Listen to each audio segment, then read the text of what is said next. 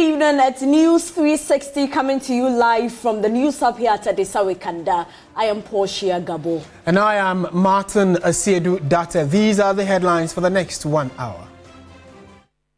News 360 headlines is brought to you by Flamingo Paint, Pepsodent Charcoal and Pepsodent Herbal, EcoBank. Lands Minister hands small-scale miners 2 weeks to fix irregularities or face revocation of their licenses.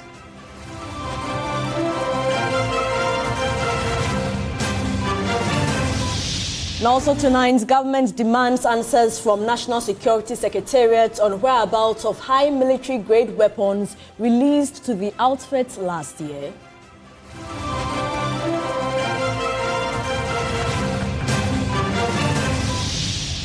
Also coming up, calls for improved policing following trend of violent crimes observed days after victims get missing and are found dead days after. Coming up in business news, Chamber of Bulk Oil Distributors hints port reforms will help cut demurrage costs and stabilize fuel supply and prices.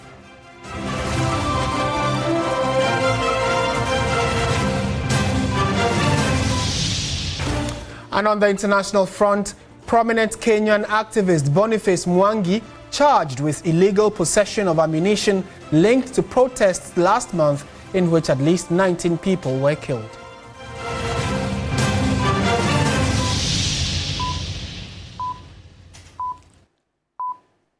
It's a packed bulletin and we want you to be a part of it, so let your comments and thoughts come in the comment section. The news now in detail, and government is demanding answers from the National Security Secretariat on the whereabouts of high military-grade weapons released to the outfit last year. The Defense Minister says this development has sparked fears of the possibility of the weapons getting into the hands of criminals. It remains an unanswered question bogging the minds of Ghana's security chiefs to the level of the Commander-in-Chief, President John Mahama. We have kept our nation safe and stable, notwithstanding the irregular transfer of thousands of rounds of military ammunition in 2024 from the Ghana Armed Forces to the National Security Outfit. Ammunitions since not been accounted for. Addressing the media as part of government's accountability series, the National Security has clear marching orders. If you go back to the President's State of the Nation address, 2025, he hinted at it. This is the next phase. But the reality is that to date, those ammunitions have not been accounted for. How the Ghana Armed Forces could transfer ammunitions to national security that doesn't have a fighting force in 2024 is a question that will definitely have to be answered. The Ghana Armed Forces has passed it on to the National Security Secretariat for the National Security Secretariat to investigate it, since they were the recipients of the ammunitions. Defense Minister Dr. Edward Omani-Boamah says the debt situation of the armed forces has attracted the President's attention, with a firm action being taken. These legacy debts continue to constrain our ability to invest adequately in critical defense priorities and warfare infrastructure. Alongside this, we are contending with a 17,000 unit accommodation deficit for our brave men and women in uniform. These are not just figures. They are realities that affect operational readiness, troop morale, and the dignity of service. On the Boko crisis, the minister disclosed that government will reconstruct the statue of the Zugran of the Kusau traditional area in Boko, which was vandalized by some military officers. We shall always separate crime from traditional matters, enabling us to deal appropriately and legally with criminals who foment trouble in the name of chieftaincy conflict. On Galamsey, government says it remains focused on the fight. In January this year, some soldiers allegedly shot some local miners in the AGI Obuasi mines. An investigation was subsequently commissioned. There is a report that has come out of the investigation that took place there. The outcome of the investigation is clear. Do I want to speak to it at this stage? However, subsequent actions will let everyone know what the implications of that particular investigation is. So that is the minister in charge of Ghana's defense, and he touched on a subject about some ammunitions moved from the Ghana Armed Forces to national security, and even hinted that President John Dramani Mahama, in his first State of the Nation address in Parliament, touched on the subject. So before we even try and get some perspectives to this issue, let's find out what exactly the Commander-in-Chief, President John Mahama himself, said regarding those missing or those moved items and where they probably could be. So when the President spoke to Parliament, these were his exact words. He said, "As Commander-in-Chief of the Armed Forces, I want to emphasize our determination to strengthen our democracy." He goes on to say that this is particularly true given the troubling proliferation of military-grade weapons that fell into unauthorized hands under the previous administration. These weapons pose a significant threat to our national security and constitutional democracy, endangering the safety of all Ghanaians and potentially exacerbating existing conflicts such as chieftaincy disputes and armed robbery. Those are the words of the President, John Dramani Mahama, when he spoke to Parliament regarding this particular concern of the arms that were moved from the Ghana Police, I beg your pardon, the Ghana Armed Forces to national security. For whatever operation it was that was needed for, we do not know. But let's try and get some perspectives to this. We are joined by Dr. Victor Doke, who is a lecturer at the Kofi Annan International Peacekeeping Training Center, for some thoughts. So, Doc, good evening and thank you for your time. Thank you very much for having me. Many have expressed surprise about this revelation by the defense minister, and as a security analyst yourself, what really do you make of this revelation by the minister that the arms that have been moved, notably documented, moved from one institution, but the receiving entity does not have any record regarding receiving it? How does this hit you? Well, thank you very much. It's a cause for worry with regards to how you have mechanisms or strict mechanisms with regards to documentation when it comes to weapons and ammunitions and the armory itself, because then to take a weapon or to go in for ammunition, there are stringent processes that one goes through. You sign against the form, your name, the number, quantity that you need.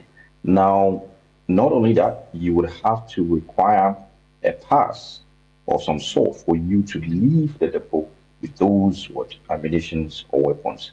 Now, for this to happen, as per the minister said, the irregular transfer of thousands of rounds of military ammunition, then it means something may have gone wrong. There was a breach with regards to security and standard operating procedures when it comes to acquiring or securing ammunition for use in the context of security, military, or national security at large.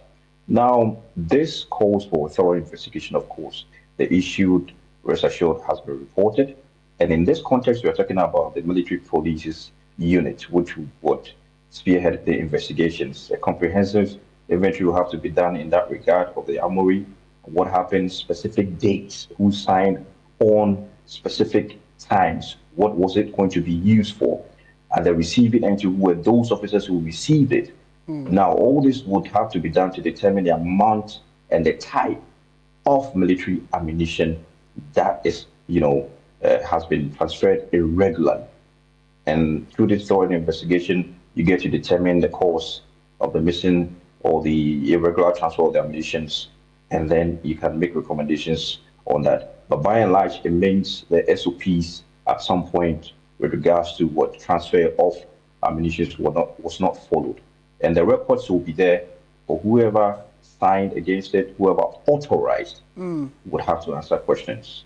And should we be worried even more, especially because it's been about, 7 months down the line since this new government took over, and the report indicated that this transfer was in 2024. So if all these months have passed and we still are unable to tell, that should even be more concerning, shouldn't it? Right, very right. So now, any citizen or Ghanaian hearing this would, have cause for concern.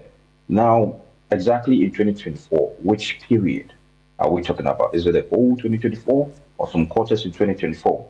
Ideally, now, in the context of our dispensation now in Ghana here, what are the dynamics that play out when you talk about irregular transfer of what ammunitions? Does it pose a threat? Okay, these are the questions that people would generally ask. At some level, you'll rest assured that the security apparatus, as the minister has come out with this information, means they have advanced with regards to what investigations, and it's only a matter of time that people will be named, culprits will be picked up for questions and answering. But I don't think we should be worried in that regard, because now when you talk about even the illegal or the negative use of these, ammunition, should assuming it falls into the wrong hands, you're talking about how the intelligence have picked up who are those who are going to use it for what purpose and whatnot. Right. So I think people should just relax for the authorities to work, with regards to what the information that they have, and then rest assured we'll have some positive results coming up. Okay, kindly hold on for me. Let me bring this to the attention of our viewers and probably you yourself, which is that the former Deputy Defense Minister, Kofi Amankwa-Manu, has been reacting to the current Defense Minister's exposition that these weapons cannot be accounted for, although they have been transferred. And this is a reaction we got from him, which says it will not be too difficult knowing where a gun or ammunition went, who took what it was used for. I find it a bit absurd that the minister will run to the public domain with some of these issues. And it says, I will find it difficult if the minister will not get the answers he needs. He is the minister. When the records are there, who will tamper with it? So that's more like a response from the former Deputy Defense Minister reacting to what Dr. Omane Boama said. So as a security watcher, again, does this come to you as, a member of the former administration trying to help government locate these weapons, or it comes across as totally dismissing the concern being raised? Do that for me in a minute. Well, for me, what I see is some sort of like a rebuttal, but ideally, when you have a former Deputy Defense Minister, you should be able to call or reach out to the Defense Minister and then offer some ideas or guidance if you know or you have any information, because this is what has been put out. So it means there has been an inventory that has been done and a thorough initial investigation done to assess that there were some illegal transfer of thousands of rounds of ammunition. So that word alone should tell you that there was a breach in standard operation procedures. So yes, there are ammunition that have gone out irregularly.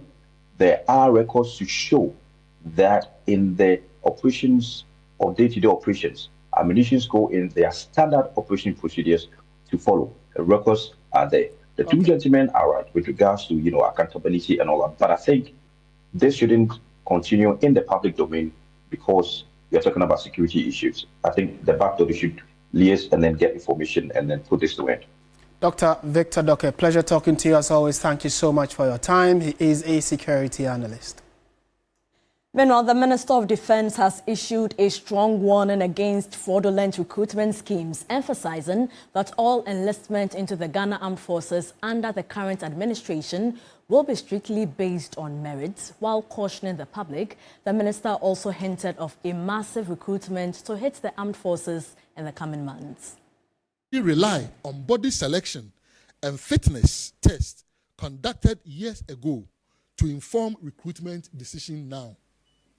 Additionally, with the passage of time, many have exceeded the age limit. I'm excited to announce that, as has been communicated by the Commander-in-Chief, a comprehensive enlistment and recruitment exercise is to be undertaken with a view to increasing the manpower strength of the Ghana Armed Forces. Altogether, we are enlisting and recruiting 12,000 personnel within the next 3.5 years.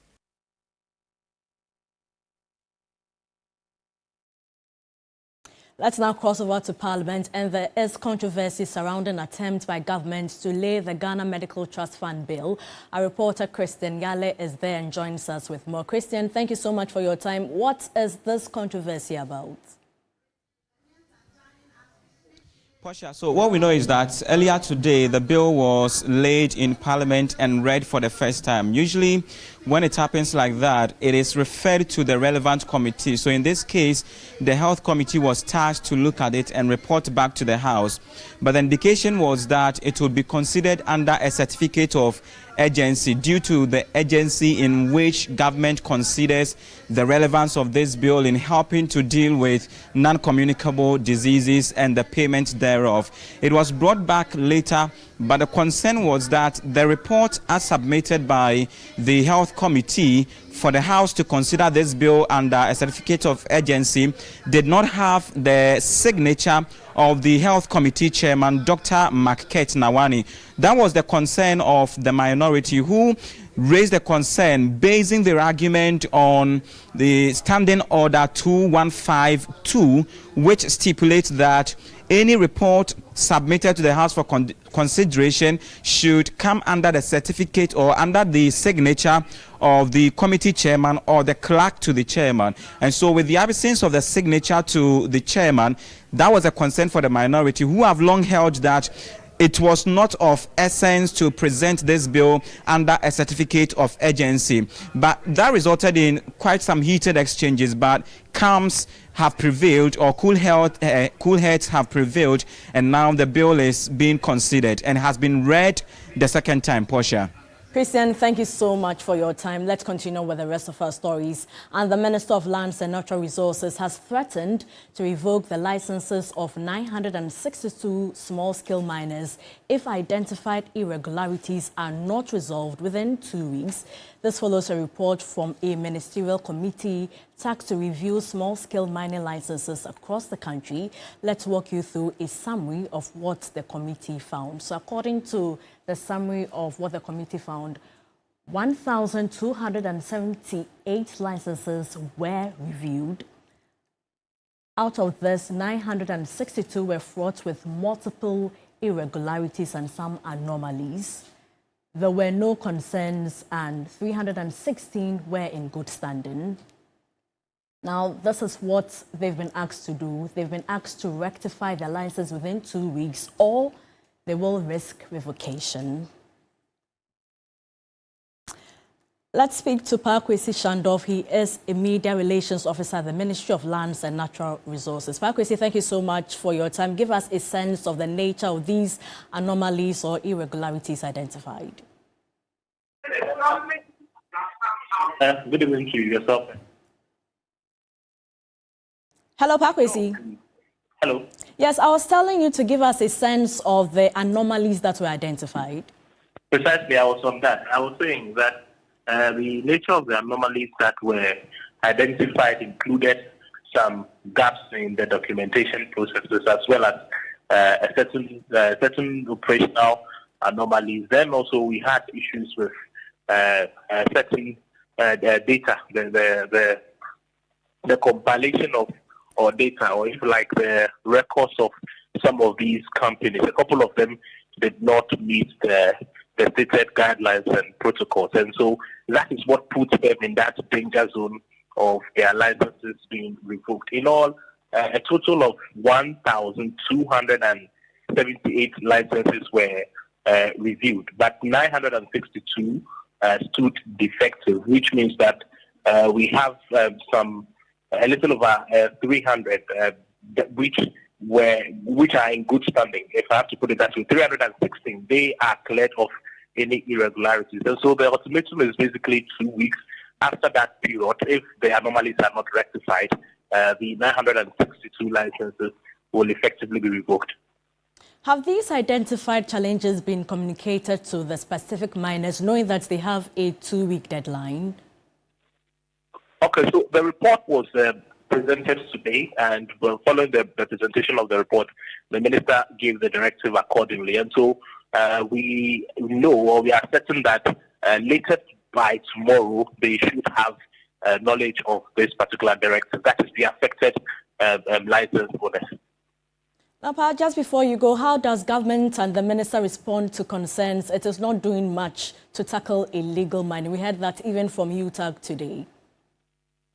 Well, those concerns, I think, do not reflect the facts. Indeed, they do not appeal to the records. Because if you want to run an assessment of the current fight against illegal mining, the first thing to do is to look at the situation back then and you gauge it against the achievements of the now. For instance, back then we had some 9 forest reserves which had been designated red spots. As we speak, 8 of them have been retrieved. And even as of now, I mean, as of record today, there is certainty that even the outstanding one, that is the forest reserve in Missouri, is about to, or is almost, is near recovery by the ministry. And that is just a highlight of the many notable interventions. But so putting all together, it's a bit curious for anybody to believe that the fight is not being well fought. And in concluding, still on the fight against illegal mining, for example, it is only just last week that 2 leading members of the National Democratic Congress became subjects of a very sensitive investigation. If there is no political will from the President and the Sector Minister, Honorable Emmanuel Amakofibo, I don't think we would be getting there. But on Wednesday, when the Minister finally engages the press at the Government Accountability Series, there would be more. But in all, the efforts so far are commendable. And so it is not true that government is not being responsive to the fight against illegal mining. Pa Kwesi, thank you so much for your time. Pa Kwesi Shandov, Media Relations Officer at the Ministry of Lands and Natural Resources. Now, experts have blamed weaknesses in our criminal, justice and security systems for a disturbing pattern of violent deaths across the country. Several individuals once reported missing have been found dead under suspicious circumstances between June and July this year alone. My colleague Judith Brown recounts 5 unsettling cases that have stirred national concern about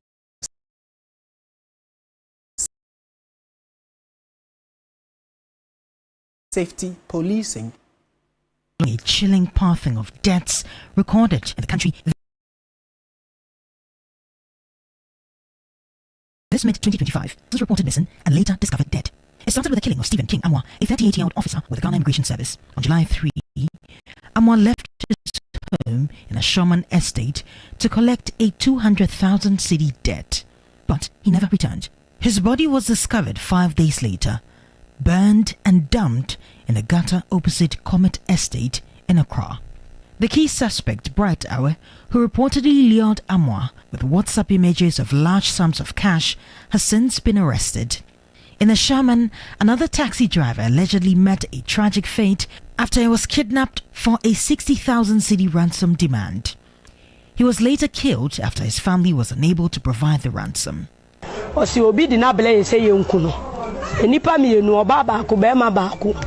They 600 million, 2 hours. They said he had been bought by someone to be killed, and they demanded a 600,000 ransom within 2 hours. I thought it was a joke and told them we didn't have any money, so they can kill him. My sister called the next day and asked for Yao's picture. She started crying when I sensed them and told me he was killed.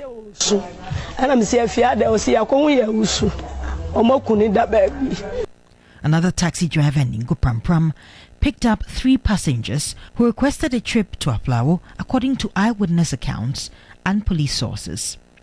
The journey, which seemed routine, turned tragic near Doje, where Patrick was murdered and his car stolen. One of the suspects driving the stolen car was however stopped and arrested by police personnel.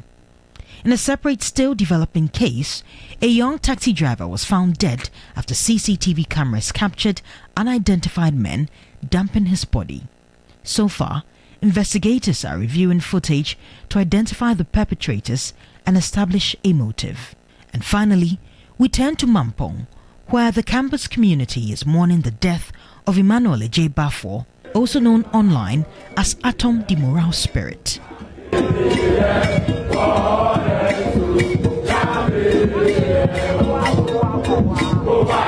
A second-year visual arts student and TikTok performer, his disappearance prompted days of online searching.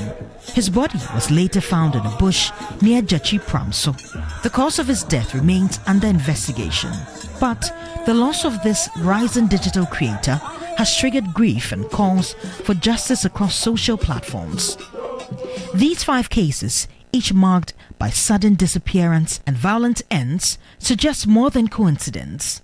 They reflect a deeper crisis in public safety and community trust. For criminologist Dr. Jones Opoku-Owari, the recent surge speaks to the weakness of our justice systems. I think that we should strengthen our investigation system and send a clear signal to Ghanaians and everybody that is concerned that, look, no matter who you are, if you come and commit a crime within our jurisdiction, the police can come after you. He, however, rules out ritual murders, and he's calling on individuals to report missing cases early enough to help with early tracing. None of these bodies, as they've been discovered, had any parts, dismembered. All right. So typically, if you look at how ritual murders are carried out, you normally will find some part of the body missing. It is very important that the police deploy, their resources much earlier. Much also, I expect also family members, they have to make the reports earlier. Evidently, authorities now face a growing burden to respond swiftly and fully to such cases to prevent more killings. Judith Brown, TV3 News.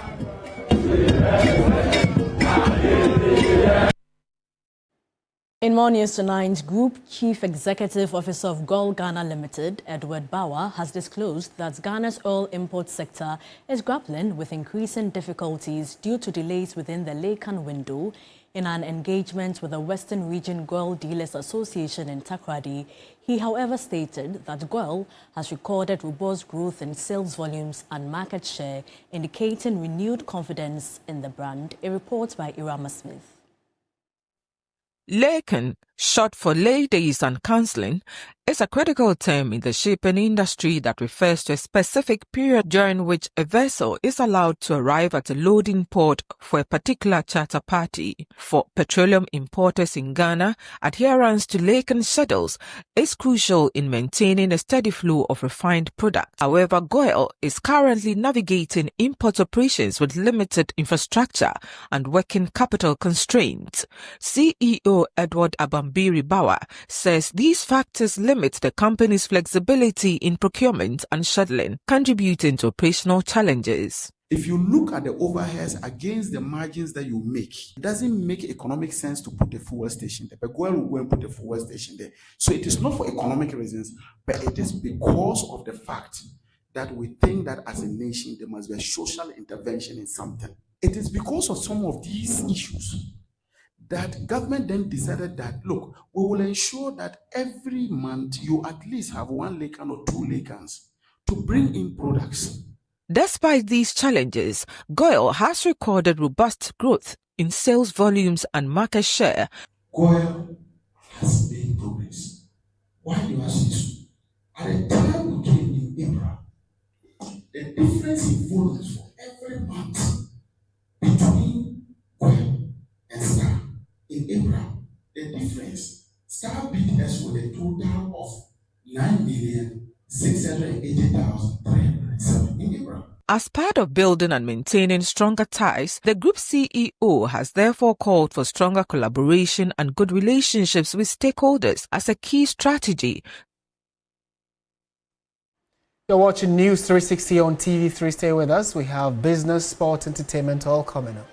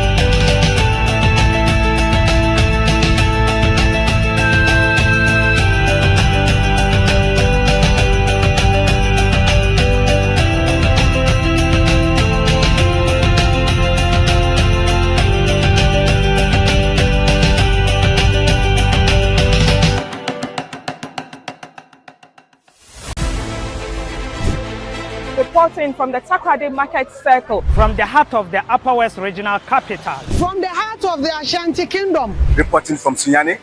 From the Central Business District of Navrongo. The parliamentarians are on recess. This is where it all unfolds. The moments that potentially alters the course of our nation and the world. These are the individuals we recognize, the voices we amplify, who appears on screen and who contributes behind the scenes. With professionalism at our core, we bring you news you can trust. Impact journalism that makes a difference. This illustrates how diverse perspectives enhance our strength and reinforces our mission. This is 3 News. Leaders in breaking news, exclusive interviews, facts and analysis on TV, radio, online and digital. 3 News, first in news.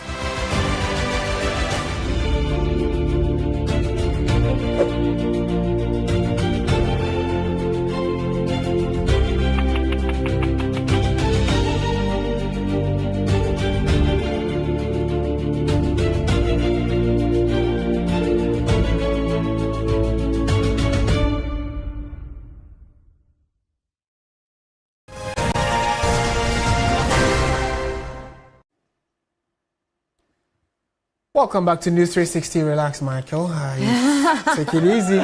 We know business is always serious, but what's coming up? Well, do you know that up to 60 pesos of the price you pay for fuel is due to demaurages? That seaboard. Delays? Yeah. At the ports? At the ports. Which I'm not the cause of, you know, but I'm paying for up to 60 pesos. But thankfully, that is coming to an end because some progress has been made with it. Okay, let's get into the details. All right, then to the details now. Hello there, good evening. Welcome to the business segment here on News 360. I am Michael Obodu. Now, the Chamber of Bulk Oil Distributors, Seaboard, says recent structural reforms at Ghana's main petroleum offloading facility are expected to address long-standing inefficiencies and reduce costly demurrage charges. According to the Chamber, the changes are likely to bring greater stability to fuel supply and help ease pump prices by eliminating over $40 million in demurrage fees incurred annually by industry players.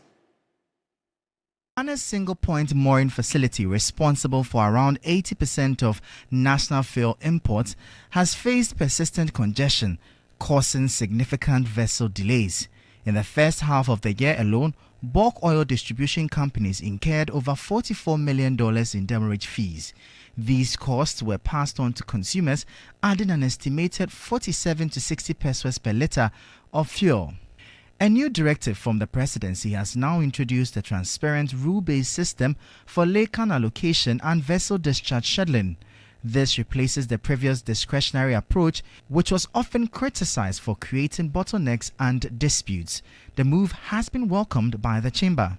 So far, at least, there is a bit of clarity and certainty with regards to the operations and what is expected when the presidential directive came in. Currently, we are expecting the minister to communicate the cabinet decision that was supposed to be communicated to the industry. And I think we can only commend the government for the swiftness with which these issues have been addressed. A Seaboard official notes that eliminating these inefficiencies is expected to reduce the cost build-up in fuel pricing and provide relief to consumers. The number of vessels that we're picking in the region of 9 can maybe increase to about 12 vessels, which automatically also help with reducing the demurrage, and then also it enhances the efficiency, and automatically the consumer is also going to benefit from these efficiencies that the market brings. As Ghana continues to demonstrate signs of economic recovery, experts and stakeholders are urging the government to solidify these gains by strategically investing in and supporting the real sectors of the economy. The call emphasizes a need for a cautious yet determined approach to ensure that current positive trends translate into sustained long-term economic development. The expectations highlight the importance of leveraging the momentum from recent economic improvements, according to Senior Research Fellow at Africa Policy Lens, Dr. Hayford Mensah Ayurakwa. This entails a focused strategy to bolster sectors such as agriculture, manufacturing and services. Take a look at the government's own announcement of the 24-hour economy. We expect that government will be pumping some resources, its own commitment into that area. Areas like the other infrastructure issues, roads across the country, government, I expect to put some resources to be able to take advantage of the gains we've made to do some spending. Director of Communications at Guta, Joseph Paddy, is expecting that the tax regime is simplified to bring equity. There's no parity in there. Some are paying 5%, some are paying 3% VAT rate, some are paying 22%. So you see that it's scattered. So we are looking forward for a regime where there will be that parity in there, and the tax regime will be rationalized for all, and to make it simplified for all of us to pay. Dr. Mensah Ayurakwa expects that for the short to long term, the government's focus will be on continuous cedi stability. To help businesses plan. What has happened recently is that businesses didn't expect or anticipate this level of appreciation in the city, and this has affected a lot of local enterprises, whilst those who are the important and are the gainers of this, the local industries have not really benefited from this. And so government must be interested, especially if you want to boost local production and stimulate economic growth, and making sure that we create jobs locally, but not create jobs to external partners. GCB Bank PLC has reaffirmed its commitment to supporting community development initiatives in the country. Speaking during a courtesy visit to the Yagbonra, Chairman of GCB Bank PLC, Joshua Alabi, admonished the youth to take advantage of existing opportunities to improve their education. GCB Bank PLC delegation led by Board Chairman Prof. Joshua Alabi and Managing Director Farian Al-Hassan. At a brief ceremony at the Jakwa Palace, the board presented a check of 100,000 cedis to the Overlord of Gonja in support of the Bai Kunoto Educational Trust Fund. GCB PLC also presented another 100,000 cedis to assist in the drilling of 15 boreholes across the region. Board Chairman of GCB PLC, Professor Joshua Alabi, emphasized the bank's dedication to social responsibility and the development of deprived communities. We all know the importance of education, and for that matter, what an educational trust fund is meant for. This region has produced a lot of leaders in this country, and we believe that the purpose of the trust fund is to how best we can also produce the next generation of leaders. So we are here support to help the traditional area to do just that. We also took the opportunity to present officially 50 boreholes that we have done. The Overlord of Gonja assured the Bank of the Traditional Council's commitment to ensuring that the funds are used effectively to benefit the people. The bank is giving 15 boreholes and 100,000 Ghana cedi for the educational fund. The Yagbonra said he was so much grateful to the bank, and as part of the corporate social responsibility of the bank will continue to do most of these things to make sure that all our regional capitals and our district capital develop. The initiative forms part of GCB PLC's broader corporate social responsibility agenda, which focuses on health, education and community development. We'll bring you updates now from the currency and the commodities market.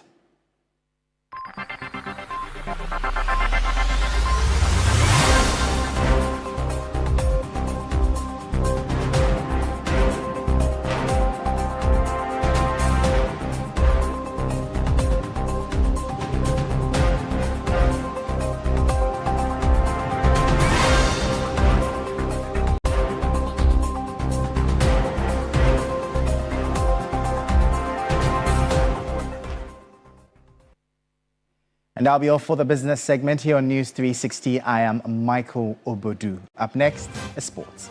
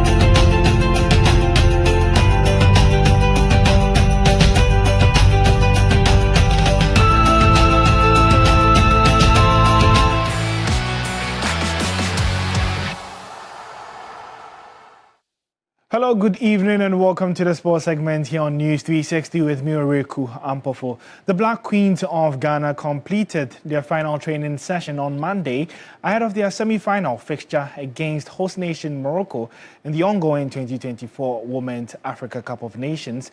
Ghana are seeking a first appearance in the final of the competition since 2006.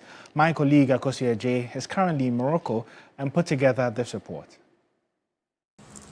The Olympic Stadium in Rabat will be the venue where the Black Queens played their first semi-final game since 2016. The game will be between the Black Queens of Ghana and the Atlas Lionesses of Morocco. The coaches of the two sides have been talking, and according to Coach Kim Lasbiokegren, he will be playing arguably one of the most toughest competitions in this tournament, and he believes that he will be able to map up a good plan, even though it will be difficult to sail through to the next stage of the competition. Tough away game for us in front of a lot of people. I also know with experience it will help you if you have a good day as a home country, but I also know it can be the opposite. I know how quiet it can be, even if it's 21,000 or whatever it will be. I know when it's quiet and you have scored a goal, the boost that it will give us would be huge. So you can change how you want to think about the situation as well. You can take care of the movement a lot. I hope that we do that part. Jorge Vilda also mentioned the fact that they will be exploring and exploiting all their chances, making sure that one thing they do is to score more goals in regulation time to push Morocco to the finals of the competition. A feat Morocco attained in 2022, but were not able to go all the way to win the trophy. For 3 Sports, I am Asiedu-Dartey from the Olympic Stadium here in Rabat. And so we'll be building up to that big game on Tuesday at 7 p.m. And so do make sure to follow our bulletins from now up until the game. But let's move to men's football, where Ghana's under-20 national team, the Black Satellites, will face Niger in the third-place playoff match after losing 2-1 to defending champions Ivory Coast in the semi-finals of the ongoing Wafu B Championships, dashing their hopes of winning the competition on home soil. My colleague Asiedu-Dartey has more in the following report. Desmond Ofe's tenure with the Black Satellites is nearly over. After suffering a 2-1 loss to reigning champions Ivory Coast on Sunday in the ongoing Wafu B Championship, Ofe has only one opportunity remaining with the under-20 team before he bids farewell and focuses solely on his assistant coaching role with the Black Stars. Ghana took an early advantage through Benjamin Chevano in the semi-final, who slammed home a shot from outside the penalty area just under 2 minutes into the match. However, Ivory Coast responded before halftime, equalizing from the spot in a closely contested first half. The Ivorians managed to break through in the second half. Midfielder Ali Kone scored a long-range goal with just over 20 minutes remaining to eventually give the current champions a 2-1 win and a place in the final against Nigeria. Despite Ghana's failure to win gold on their own turf, they still have a chance to claim a medal as they prepare to face Niger in the third-place playoff in what will be your first last game as head coach. Well, before we go, just updates from the world of transfers, where Manchester United have finally got their man in Brian Mbeumo. You can get updates of that on our social media handles at 3SportsGH.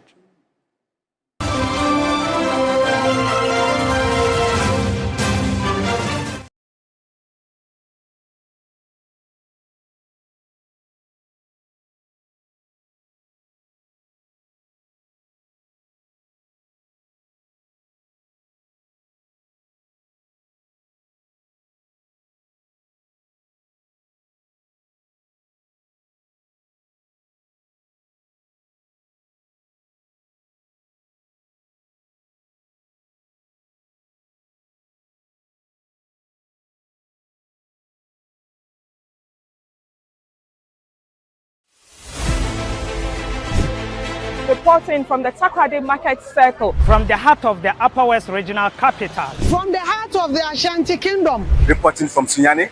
From the Central Business District of Navrongo. The parliamentarians are on recess. This is where it all unfolds. the moments that potentially alters the course of our nation and the world. These are the individuals we recognize, the voices we amplify, who appears on screen and who contributes behind the scenes. With professionalism at our core, we bring you news you can trust. Impact journalism that makes a difference. This illustrates how diverse perspectives enhance our strength and reinforces our mission.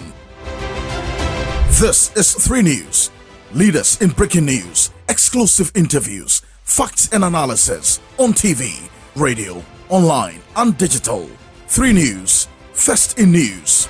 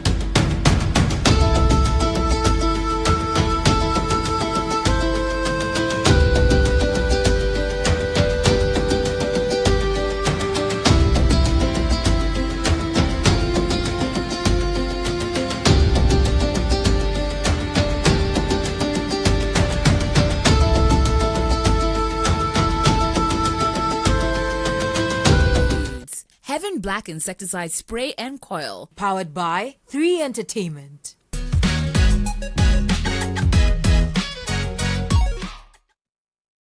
Good evening and welcome to the Entertainment News segment here on News 360. My name is Noella Donko. Now, the Director of Diaspora Affairs at the Office of the Presidency, Kofi Asiedu-Dartey, has expressed his satisfaction with a high number of international tourists and members of the diaspora who visited Ghana last year.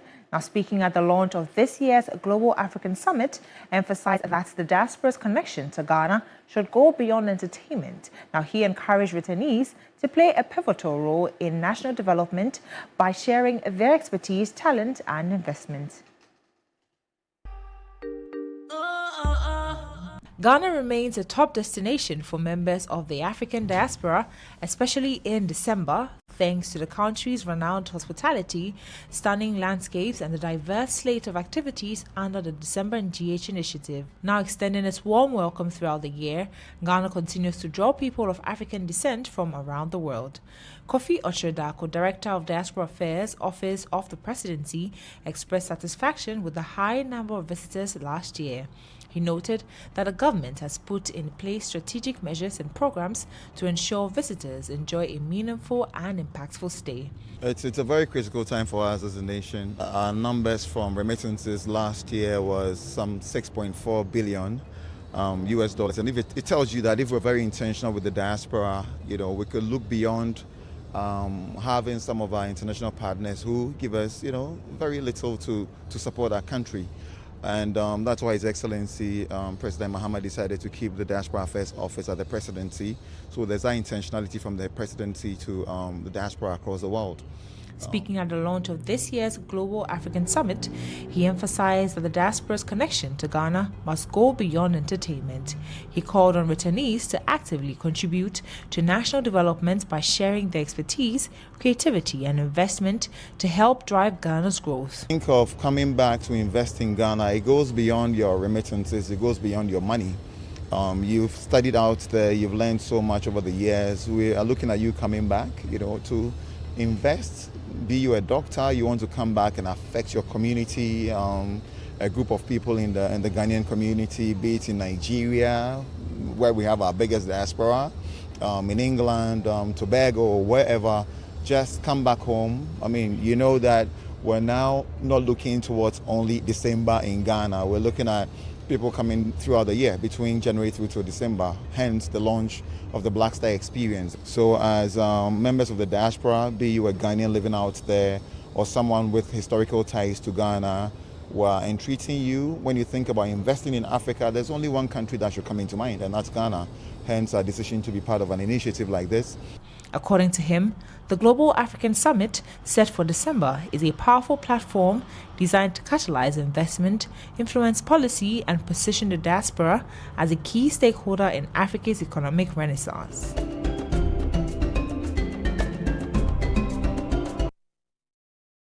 And that's it for the entertainment news segment here on News 360. My name is Noella Donko. Thank you so much, Noella. Coming up, international news.